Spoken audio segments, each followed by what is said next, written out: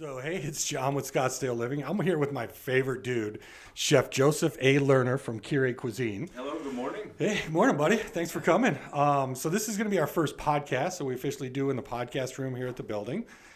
We think we've got everything dialed in, but you never know, man. Hopefully it works out. Yeah, well. we'll see what you need or what you don't need. 100%. Yeah. So we got, again, Chef Joe from Curie Cuisine. So I first met Joe, man, I think during COVID, right? It was. Yeah. So during COVID, Joe was doing, you were at the Marriott, and then I think they furloughed everybody, didn't Correct. they? Yep. Yeah. So he did, man, I think it was a gumbo or something. It was friggin' the bomb. Yeah, it was just like a random request. Yeah, Like, hey, yeah, can you do totally. Was it not St. Patty's Day. It was Oh, it was Mardi Gras. It was Mardi Gras. Yeah. Yeah. So did the red beans and rice, and Joe made a red beans and rice and gumbo. Friggin' bomb. And, I mean, were you already so Joe created Curie Cuisine, which is he's a private chef, comes to your house, knocks it out, does amazing work. But was that kind of the start? I mean, were you just kind of kicking that around? Yeah, that was. So, literally, being placed on furlough with the hotel company and stuff like that, I got bored, and Sure. I created Curate Cuisine, doing cooking classes in my house from the Nextdoor app. Oh, wow. And We hate Nextdoor, by the way. No, right. It's a whole big ordeal now with Nextdoor. Yeah. But yeah, I mean, it was one of those things where I would post up weekly, like, hey, we're going to learn about Spanish tapas this week. Sure. Who's interested? Right. And I would have, 15 people That's come great, to my dude. house. All right. And then just set up shop and start going. And then I was like, you know what, this is awesome. And started, thinking hamsters churning in the old Sure. brain, right? Sure.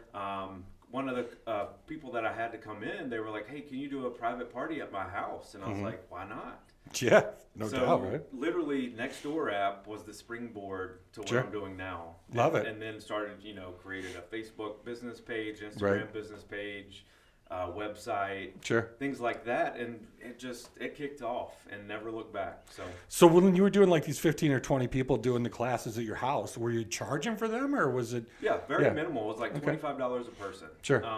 And then once I started to see, this is something of interest, and then Right. I started to get a little bit more in depth with them. I could charge a little bit more, but I mean, Sure. it was, it wasn't sur la table prices by any means, and Yeah, plus it was more one-on-one with a good chef. But, Totally. Yeah, absolutely. Yeah, so I mean, it's been a wild and woolly ride, to say the least. I mean, dude, fast forward 2 years later, you're pretty much booked, right? Yes, booked Yeah. solid, couple months out in advance. Right. Not really doing anything this December, but Yeah. it's good to take a break every once in a while. But Sure. booked up until March, so can't complain with that. Yeah. And, I mean, we're just coming off Thanksgiving, so tell me how Thanksgiving was. So I know you did dinners for people that were custom ordered. Right, for sure. This was the only holiday at the end of the year that I was going to be here. Right. And I was like, you know what? I'm going to do a little something. I didn't want to go to anybody's house. I didn't Right. want to leave Sure. my house. And so I was like, you know what? I'm going to do Thanksgiving to go. Mm-hmm. Posted up, on Facebook or, Scottsdale Living probably about a month ago. Sure. And limited it to 25 meals and had this, package for 4 to 6 people. Sure. Had a package of 10 to 12 people, and then sort of it was up to you to choose what you wanted in your package. Totally. Long story short, about 16 meals into it, I was like, hey, this is crazy, ridiculous. Yeah, Why did I do this? But it was great. It was great. I was done by 3:45, I think, on Damn, Thanksgiving man. Day. So that was a lot of prep beforehand, though, right? Oh, it was at least 36 hours straight. Yeah. Oh, wow, So man. no Jesus. sleep. Yeah. But luckily I had one of my other chef buddies from Sitio's Aluxa's table. Sure. He helped me out. We sort of split the the arrangement and things like that. But So what'd you do for a kitchen? Because, I mean, how many turkeys did you end up cooking? probably did about 15 turkeys. Man, dude. So you did those all at your house? Yes. Wow. But the thing is, with the packages that I had, I Mm-hmm. offered 3 different cooking styles. Okay. So I had fried, roasted, and then smoked. Oh, wow. So good for me, it was one of those things where everything was sort of spread out Yeah. evenly. So you had the fryer, the smoker going, and the oven all at the same for sure, time. for Oh, sure. man. That's great, dude. But that was the easy part. The turkeys were the easy part to me, anyways. It was just all the sides, because Yeah. we had probably about 7 or 8 sides Right. that needed some oven time and things like that. But I mean, once you get the turkey all rubbed down and in the smoker or the oven, you're kind of good to go, oh yeah, right? set it and forget it, Yeah. and then you can tend to everything else. But Totally. it was good. I reached back out to everybody that had one of those packages, and they were like, fantastic, are you doing it next year? And I was like, I don't know yet. So, it was a See how it goes. No doubt. lesson, to say the least. So tell me a little bit about, I mean, I know you got a background from the Carolinas, right? So would you say barbecue is like your favorite thing to do, or what do you go for? That's a good question, and a lot of people ask me that. Sure. Being from the Carolinas, barbecue is one of the staples in the area. Where I grew up was about an hour and a half outside of Lexington, North Carolina, which was home of the whole hog barbecue. Oh, wow. So not a lot of places in the nation at one point did whole hog, and then it was literally, in North Carolina where they did from snout to tail. Sure. Smoking. And that kind of took off, right? It did. So I mean, it's a national thing now at For this sure. point. So definitely it's in my roots. But if anybody had to ask me, what is my favorite cooking style or cuisine, it would be Southern. Oh yeah. So your greens, your mashed potatoes, fried chicken, your smoked, pulled pork. Some okra. And the mac and cheese, man. The Southern mac and cheese. You gotta have the good mac and cheese. Yeah. I think I had some shrimp and grits you did one time. Friggin' off the hook, dude. They're just amazing. Yeah. Yeah. The whole thing. You got a little Cajun influence in some of that stuff too, huh? Some of it, for sure. Yeah. So tell me about the Marriott. So that traveled you kind of around the country, right? Just doing different stuff? For sure. It was one of those things where right out of culinary school, I was like, you know what, I want to get into a good career. Sure. And I'm not quite sure how Marriott got my information or vice versa, but literally after I graduated culinary school, it was 2 weeks later, and I was flown out to Austin, Texas, for a mystery basket cooking, if you will. So is that how they kind of test you out? For sure. Oh wow, dude, that's a little terrifying, huh? So it was sort of like Iron Chef of Yeah. So they bring you into one of these properties, and then they say, okay, well, you have this shelf of items. You need to make X, Y, and Z, like an appetizer, a dessert, a salad, whatever. So they're not dictating the menu necessarily. They're just giving you the stuff. Correct. And you go. Correct. So what'd you come up with? You know what? That was so long ago. I couldn't even. The only thing I remember is I did a risotto. Okay. Yeah, I think it was a chicken risotto, and it had a little arugula salad on top. But, right. But that's about all I remember. I love it. But I do remember there was this guy, and this is funny. He was tourneing potatoes. So that means you take a little, red bliss potato, and then you literally whittle it down to where it's a football shape. Okay. And it has 7 equal sides. Right. And I was looking at that guy. I was like, man, we did that in, the French culinary class that we had, because it is French.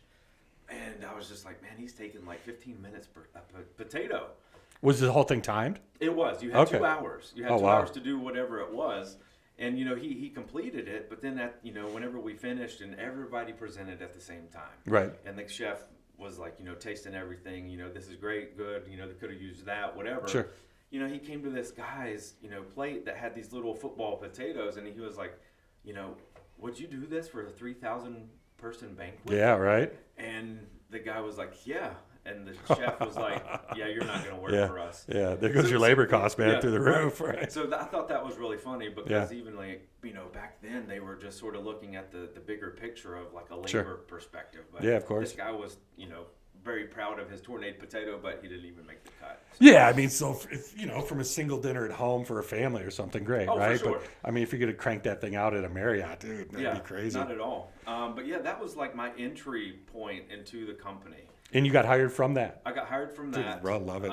And I started off as they called it a manager in training. Right. It wasn't really like, oh, you're a chef with Marriott yet.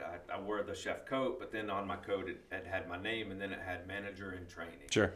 So, of course, you go into a company like that, wearing that coat, everybody's looking like, oh, he must be a culinary school grad, and he thinks he's going to be the next top chef and things like that. And that's, sort of the vibe that was given off, as a manager in training. And I ended up in Houston, Texas in the very beginning. So that's your first Marriott? That was my first Marriott. Okay. So the Woodlands Waterway Marriott. And it was just, it was mind-blowing. Mm-hmm. It's not a very big property by any means, but they have a lot of banquet space. Sure.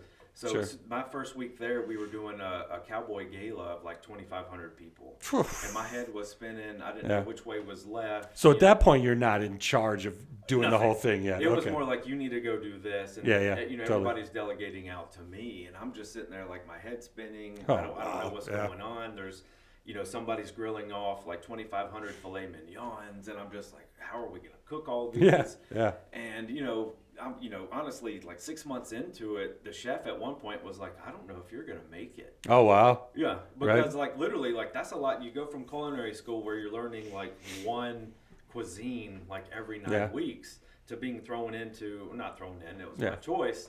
But, you're going into something that's a well-oiled machine, and like you're used to it, and you're going into it like, WTF. Like, what is going on here? Wow. And it was mind-boggling just to see the production and like the volume, the sheer volume was the biggest one. But so, I mean, how do you balance that? Because, I mean, it's a production line at that point, right? For sure. So, I mean, what goes into the behind the scenes of figuring out that menu, saying, hey, we got to do something that's really amazing that people love, but we've got to be able to crank it out, right? For sure. So, in these larger banqueting hotels, they have this, banqueting kitchen. And it's sectioned off in between like cold side, which does all the salads, all the, like the fruits and things like that. Then you have hot side, does all like the hot foods, the meats, the potatoes, the proteins. Then you have the bakery. So it's one big operation, but it's separated out. And then everybody has like a timeline they have to hit. But it's just nuts. And like the ovens, I mean, it's just insane. Yeah. It's got to be crazy. You have like 20, 30 ovens. Right. And like you're piling in like 150 to 200, pieces of meat on, in one oven to cook within 10 minutes. Yeah. And then you have a holding box that you put it in. Sure. And then so it's sort of like a cycle like that. You cook it, you hold it, and then like you plate it, you present it. Totally. And so can you hold steaks, like mid-rare stuff like that? It works out? For sure. Like there's temperature dials on these holding boxes. Gotcha. It won't go any below or any above, of this threshold. So it's just kind of keeping it there. It's not cooking it still. Correct. Yeah. Wow. And it's just all about timing and having everything in its place before you get ready to present or plate up and things like that. But it's like a symphony, if you will. Everybody plays their part. Everybody has their instrument. Great analogy, dude. I love it. The symphony. That's killer. So, but yeah, I mean, it was one of those things where, of course, my head's spinning, and then, the chef and then, like, the assistant chef, like, sat me down. Right. Like, this is sort of circling back around to, like, they didn't think I was going to make it. Oh, wow. And in my mind, I was like, oh, they're thinking, I'm doing good, and I'm getting a promotion. I'm ready for And I'm sitting there like, that was young me. And I'm just like, this is great. I'm having lunch with the chef, and, they're like, you know what? It's your farewell meal. Pretty much. They're like, you know what, Chef Joe? We're a little worried about you. And sure. I'm looking at them like they had 7 heads. Right. And I'm just like, what is it? What's going on? And, they gave me this laundry list of stuff I needed to work on. And I was just like, okay, you know what? Take everything that you said, put it into action, and then go from there. But something like, I don't know what it was, but something in me just sort of like snapped. Sure. And then I was just like, okay, if this is going to be me, this. Yeah. I need to go on and do Love this it, like wholeheartedly. Love it. And that was like a huge turnaround. Not saying that I couldn't do it before, but I think it just took 6 months to really get acclimated with like what the hell was going on. Yeah, I mean, just the pure amount of what the food you're pumping out. And I mean, of course, Marriott's a pretty well-known brand, so I mean, they're not producing junk, right? Not I mean, all. It's a really good product, Of course, and they have their name behind it, and some of these big venues that they have, like there's a lot of corporate Marriott people in there, and they don't want somebody from that group to come into the GM and be like, hey, we had the filet today, and it was overcooked. What the hell's going on? Yeah, totally. And then of course it'll trickle down. Well, who cooked the filet? And like, they'll see. They go down the checklist. Yeah. Dude. Oh, Chef Joe did. Okay, cool. But it was that moment where I was just like, okay, if this is what I want to do, I got to kick it into gear. Right. And then it was I don't know, history after that. So would you go back to that environment again? I would say no. No, yeah. I would say no. Just enough. It was, I put in a good 15 years with the company, moved to 8 different states in those 15 years. Sure. Worked outside of the nation a little bit too. Oh, so where was that at? I was in Europe. Okay, a little cool. Bit. I was in Greece. I was in London. Oh, wow. A little bit. So that was cooking for Marriott? Mm-hmm. Wow, that's really cool. Yep. Would you have to do regional stuff when you're out of country? You know what? everybody wanted a little bit of a piece of the USA, right? Sure. Yeah. Yeah. But, 9 times out of 10, they knew enough about it to where they could sort of execute and things. But, they would ask, like, hey, is this close to, like, the way you do your meatloaf? Yeah. And I'm like, I wouldn't do meatloaf here. But, yeah, right. But, those stints were very short-lived and stuff. Sure. It was more just to get some accolades and things like that. Yeah, totally. But, good for you. My bread and butter would be in the nation itself. Yeah, of course. But, answering your question, would I go back? I wouldn't. Yeah. There was a lot of man hours, a lot of like missed opportunities, a lot sure. of family time that was missed, and well, I mean, you were geared up every holiday, I assume. Oh yeah, right? for sure. Yeah. I mean, doing buffets up to 1,000 people. Right. You never got off not unless you had something specific you had a request sure. off for, or sure. by seniority in that property. So it was one of those things where like you gave a lot to this place. So quality of life got way better after you got out, though. Correct. Yeah. Correct. I can make my own hours, make my own schedule. I mean, I know what I have booked out in the next 3 months. Sure. So I can actually plan and strategically like go visit somewhere. Yeah. Have a vacation and 100%. Like this December, I'm going to Hawaii for 3 weeks. Well, that sucks, right? Yeah. So. But you're thinking about working out there eventually, or no? You're just going to hang visiting. out. Okay. Family lives out there, but I was like, what? I'm not doing anything for Christmas, not doing anything for New Year's. Right. I'm gonna go out there and just live it up with the fam. Love it, man. Bit. That's great. I couldn't do that if I was with a company. Oh yeah. So yeah, they'd still have you going. For sure. But you know what? They taught me a lot of what I know now, so sure. I'm very blessed for that. Met a lot of great connections around around the nation, around the world, just because of working with them. So it was a blessing and a curse in one. So one part of that's kind of a little mind-blowing. People might not realize this, but talk a little bit about like the numbers. So when you end up, you're at Desert Ridge Marriott, right? Correct. So you're running the show in the kitchen. What's the numbers look like on that? I mean, that's got to be hundreds, if not millions of dollars a year running through that process. For sure. And the JW Marriott Desert Ridge is the second largest JW Marriott in the brand, in the nation. Right. So I guess in our peak year that I was there, we were doing about 42 million in food and beverage sales a year. Right. And a lot of that, it's not like it's steady year round. It's the summers are dead, jammed into friggin' correct weeks. Yep. Yeah, totally. And then like whenever it gets cooler outside, and here comes Waste Management Open. Oh yeah, exactly. Yeah. So and then plus we had the Founders Cup, LPGA event out there too.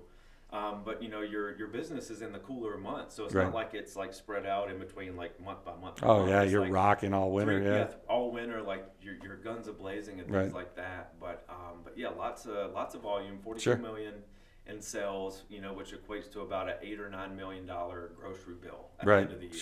Man. So it's it's insane. But once you get into a property of that caliber, like as a chef, like I didn't cook that much. Yeah. Yeah.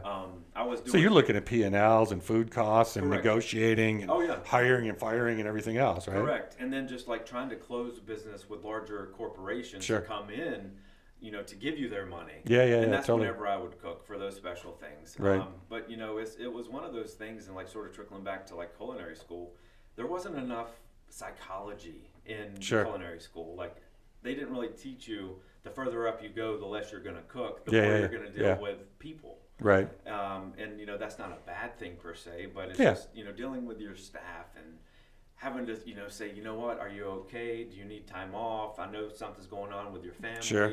Yeah. And then that's what it was about. Like the further you went up, it was about managing the people, the stress, and their problems. Well, it's kind of funny, analogy or relation, but I feel like that's the same way with small business owners, right? So they get into something that they love, they have passion for, and let's say they're really good at it, and the company booms, it does really well. Well, you're done doing the part that you have passion for, and you're back to, running P&Ls and looking at employees and time clocks and insurance and all that other stuff, Right. So, I mean, I can see a guy like you who truly has a passion for the food. That's got to be tough sometimes where you're not really, hands-on and engaged with that, Right. to that level. Oh, for sure. I mean, and I always found a way to get involved with the food. Sure. Whether it was changing the menus and like all the restaurants seasonally, or showcasing something on the news. Sure. Which I had to do that many a time. Which that sucked because you're be up at 3 a.m. Yeah, exactly.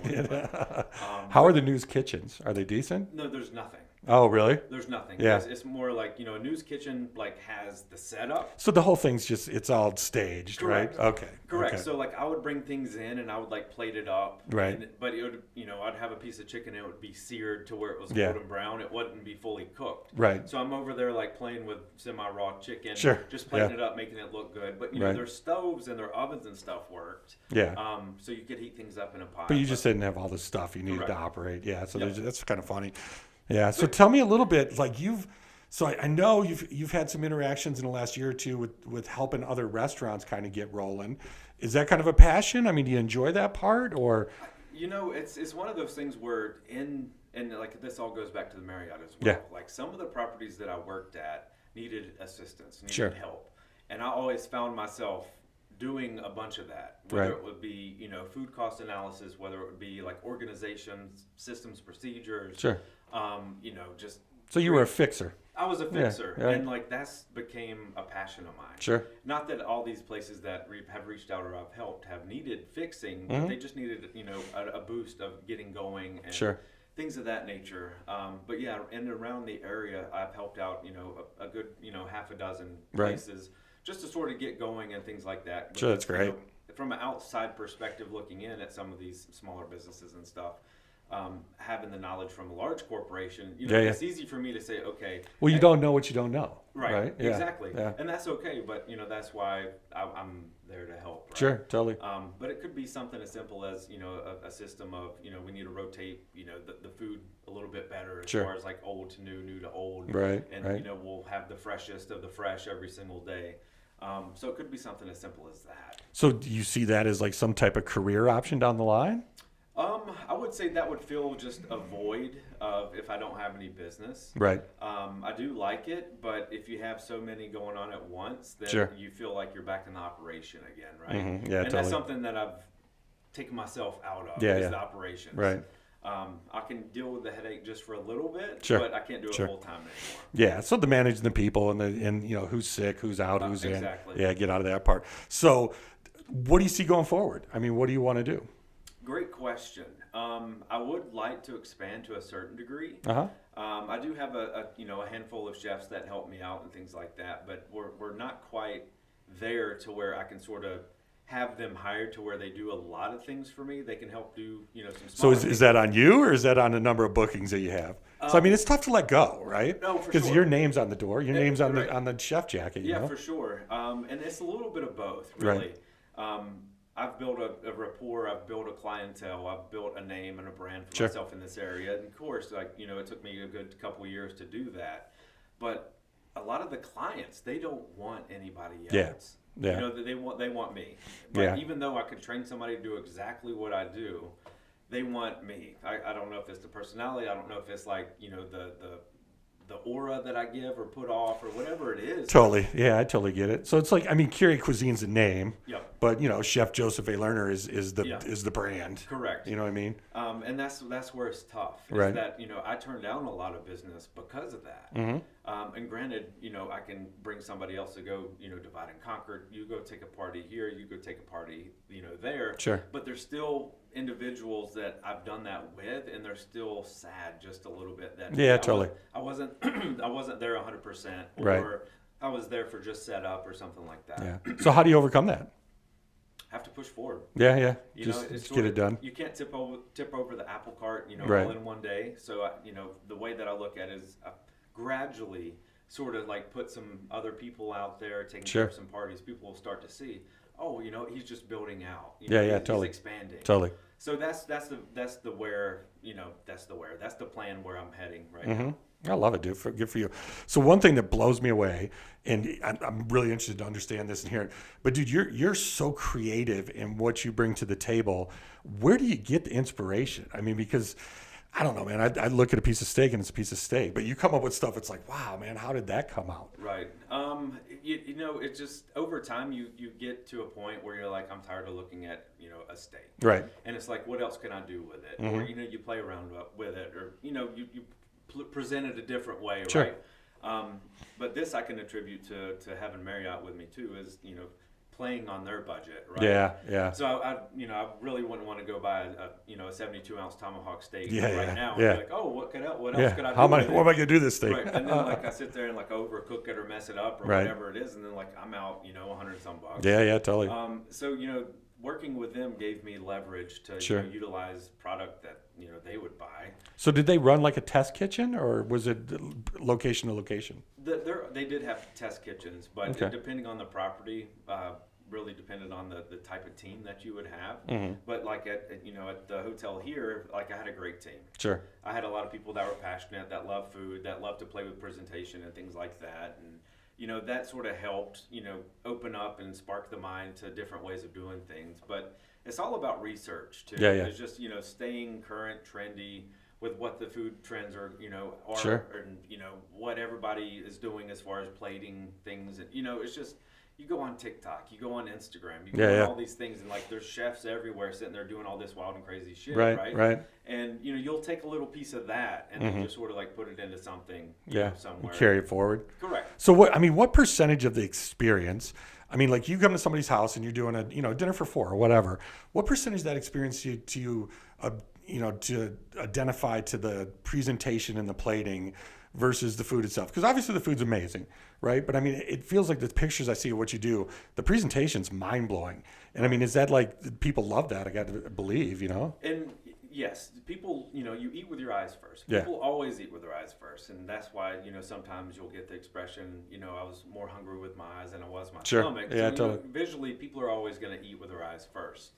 And I think that's what separates me from a lot of the other chefs, private chefs in the area, is that like I take my time, I take my passion and put it more into the plate than just the food. Right. The food tastes good, but if you put my plate against somebody else's and mine's sort of like wacky looking, still makes sense versus somebody's that looks like potato, steak, broccoli. Exactly. I can say, the value of mine is better than this one because mine's a little bit more visually aesthetic appealing. Mm-hmm. Mine is, this is just like your food on a plate. Here it is. Right.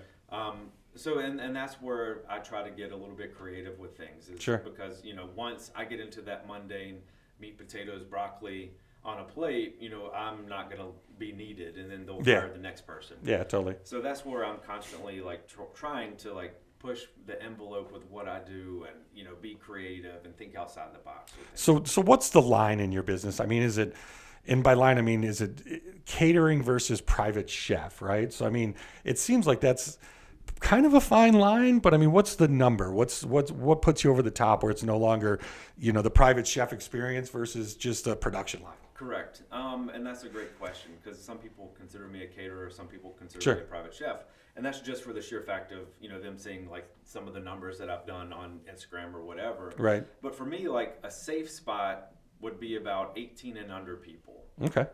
For private chef. But if it's over that, I would consider it more of a, a catering, if you will. Yeah, totally. Which I can do. I don't mind. But, I like to be a little bit more interpersonal. Yeah, of course. So I can touch every person, every table, and just be there within them, for the whole entirety of the event, other than just in the back. Plating up and just like at that point it is a production line, right? Correct. I mean, it's got to get out hot, Exactly. It's got to get out there, and you can't have the one-on-one. So have you ever thought of are you involving people in the cooking classes? I know we've talked about doing some here, and would love to get that going. Have you done any of that, like in your, you go to somebody's house, you're making dinner for 4 or 6 or whatever. Do you involve them in the process, or do they not really want that? Or it depends, and some actually request that, which is kind of cool. They're like, we want this to be like a learning experience. If you just show us how to make one component of the dish, or can we be involved in that? So a lot of people are interested in some of this stuff for sure. And everybody wants to learn. Everybody wants to be, the next best chef for their husband, husband or their wife or whatever. Or if it's just like a passion. So, I mean, teaching part of it is always in me to do in the first place. Right. So even if they're not asking and somebody just comes around and be like, hey, you know what, check this out. This is kind of cool. Show them how it's done. Right, exactly. Yeah. Or, a lot of the meats that I do, I sous vide. Mm-hmm. And, a bunch of people don't know what that is. Yeah, totally. Well, explain it to us, because I know a little bit of it, but let's hear it. Yeah, so sous vide is just a cooking process to where it eliminates all the bad aspects of the cooking process, Right. whether it's like over or under cooking.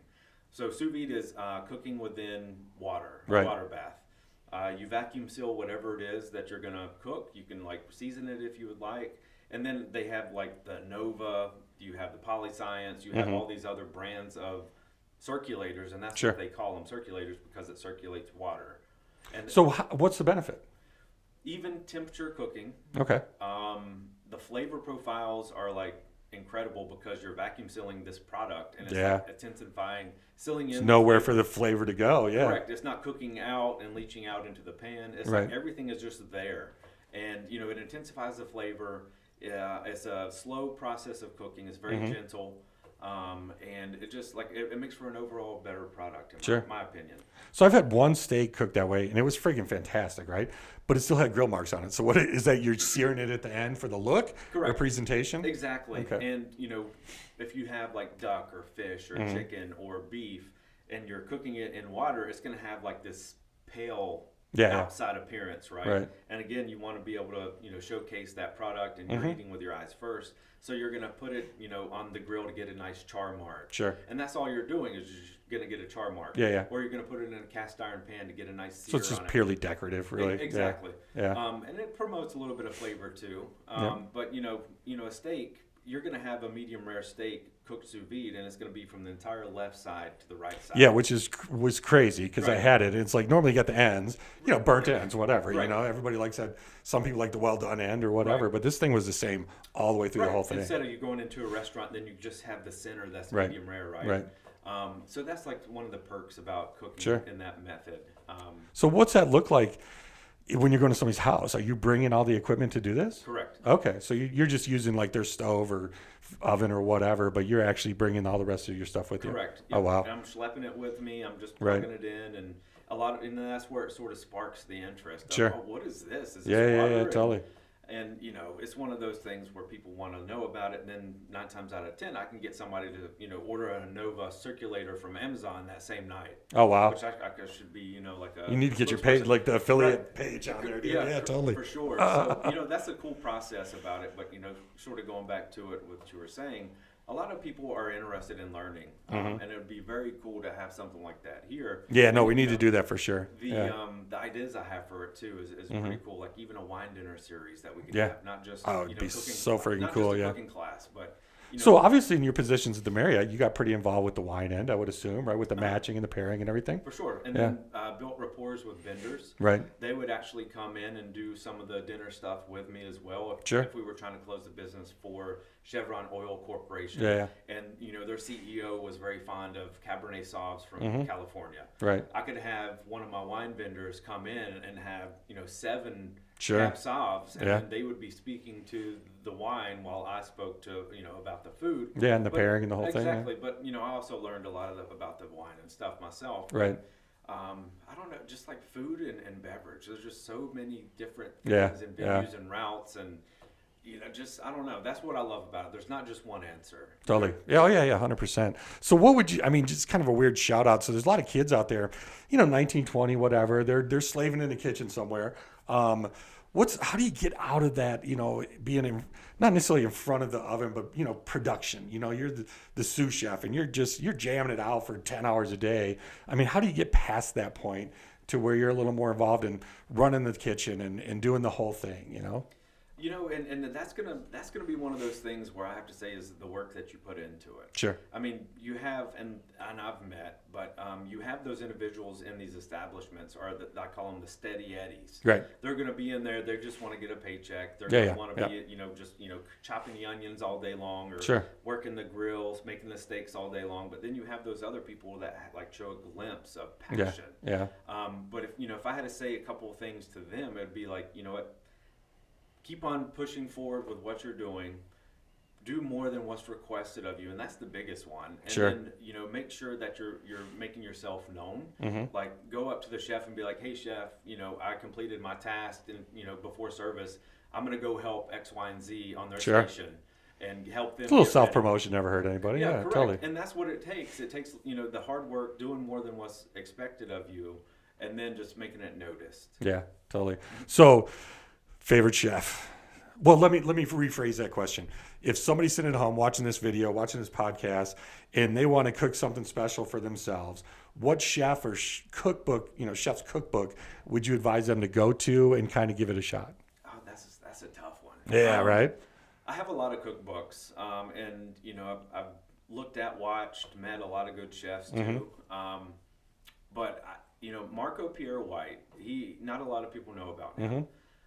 But he was the bee's knees of back in the day, like back in this late 70s, early 80s, back in the UK in Leeds. But he was Gordon Ramsay's mentor. Oh, wow. Gordon Ramsay worked for him. Right.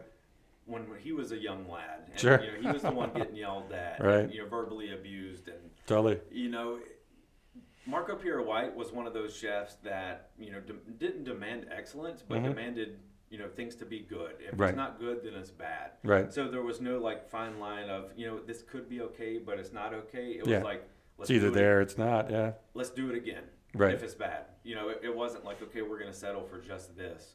But he's been one of those people that I've watched over the years, and he doesn't really cook that much anymore, but he still sings the same song. Sure. It's if it's not good, we're not going to serve it. Right. And if you don't put your love into it, it's not going to be good. So we're not going to serve it. And he likes to pay homage to the products in general, and let them be the star of the show without all these extra ingredients. Yeah, totally. So it was a simplicity is bliss thing with him, and then it was a good or bad thing. And that's what I liked about him is it was just, one of those things. But I wouldn't say for the novice or somebody looking to, get started in, the cooking to go look at him, because he didn't really have that many cookbooks or anything. Sure. But if I had to choose a cookbook, I guess to, help somebody get going, it would probably be, hard question for you. Didn't throw it out there. I've got a million cookbooks. Yeah. Well, just from a personal side thing, I've been doing some Julia Child stuff lately. Right. And the food's amazing, and it's pretty simplistic approach to a lot of her stuff, and it's man, it's just mind blowing. How well you can do it just following her process or whatever. No, that's true. I probably have the same cookbook that you have on that one, and that reminded me of The Art of Cooking. I forget who that's by. But there's the art of cooking, the art of baking, and the art of gardening and things like that. Is it kind of like a Cooking for Dummies 101 kind of thing? It is, but it's from back in the day. I forget the author of it and stuff, but it's one of those ones where it dumbs it down for you. And Julia Child cookbooks, she sort of dumbed it down for you too. Even though her stuff was French. Yeah. It takes a little bit more involvement, but it's simple. Well, it's the peasant food, right? So that's having gone to Europe a few times. It's amazing. The stuff that's just mind blowing is the stuff that was all the peasant food. You know? And it's it's fantastic, man. And you go to restaurants, and that's all you see is the beef bourguignon. Yeah, totally, right. And people are gonna pay a pretty penny just for that little portion of it too. That's the art of baking, the art of cooking. That's a good series. Nail it. Yeah. So here's going to be another tough one. Hopefully you're good with doing this, but in Scottsdale or Phoenix, whatever, favorite restaurant, your absolute go-to place. It's not, throw me something that a lot of people probably don't know. You know what I mean? Something that you'd stumble on. You'd oh my God, that's mind blowing. All right, cool. So this is a good one. I have a friend that lives in Peoria, and she was like, have you ever had good Israeli food? I was like, I've had Israeli food. Sure. And, what I like about Israeli food is that it resembles Greek to a certain degree. Right. You have your hummus, you have your baba ganoushs, you have your beef skewers, you have your pita, things like that. But the way that we look at Greek food doesn't really resemble Israeli because we really didn't know that. Sure. So there's a place actually right down Scottsdale Road. I forget what intersecting road it's on, but it's called Fata Moranga. Okay. And it's Israeli. And it's just in this little strip mall, but it's 100% kosher. But you go in and you look at your menu and it's just Israeli food. It's got your tabbouleh salads. It's got your baba ganoushs, your sounds freaking great, man. Your hummuses, your fresh made pita that they make there. Sure. It's incredible. Yeah. It is mind blowing how good it is, and I could eat there once a week. I love it. What's the name of the place again? Fata Moranga. Fata Morongo. Okay, and it's here in Scottsdale somewhere. Yeah, Scottsdale Road. For sure. Love it. So yeah, I mean, we've taken up a lot of your time here today. I really appreciate it. Anything you want to throw out there before we hop off? You know, I got to do a shout out to Facebook and Scottsdale Living. Thank you. Appreciate that. Yeah. This has been an awesome group, you know, and, you know, seeing it progress from what it was, just like you've seen me progress. Yeah, I've totally. seen this group progress, and it's amazing what it is and what you do for the community and things cool, like thank that. you. You know, you take your time out for, you know, promoting businesses and things like that, having me come in and, you know, just talk shit, shoot the shit about food and cooking. Totally. But yeah, I mean, I like what you're doing, and I think that like trickles down with things like that. Appreciate it. Yeah, absolutely. But yeah, I mean, it's, you know, good family aspect to it, and you know, promoting small businesses, and you know, we all love you for it. So. I appreciate it, man. Thank you. I'm trying to think anything really cool that we could throw out there. You know, let's do one more thing. What would you recommend to somebody? They want to make a dinner for their wife, anniversary or something, but they want to do it at home. They got a little bit of a budget because, you know, the world's jacked up right now, right? So what's a killer plate they can put together at home, do it themselves, but just have a phenomenal meal without breaking the bank? You know what? Pasta. Okay. Pasta is super easy. Two ingredients. It could be three, but it's so easy to make. You can get a pasta roller or a pasta crank on Amazon for like $25. But literally, you know, semolina flour and water can make pasta. Semolina flour. Dude, the fresh pasta versus the stuff in the box is mind blowing. For sure, and it cooks in 90 seconds. Yeah. But you know, make a pasta pomodoro. So a tomato basil sauce with, you know, fresh pasta. Call it a day. Put some pecorino romano cheese on top. Killed it. You know, and everybody loves a good freshly made pasta. Yep. And you know the difference right off the first. Oh, 100%. Yeah, it's mind blowing. But that would be like one of the easiest things I could tell somebody. Cool. Thanks for your time, buddy. Yeah, thank you. Really appreciate it, man. Awesome. And that should be a wrap. Nice.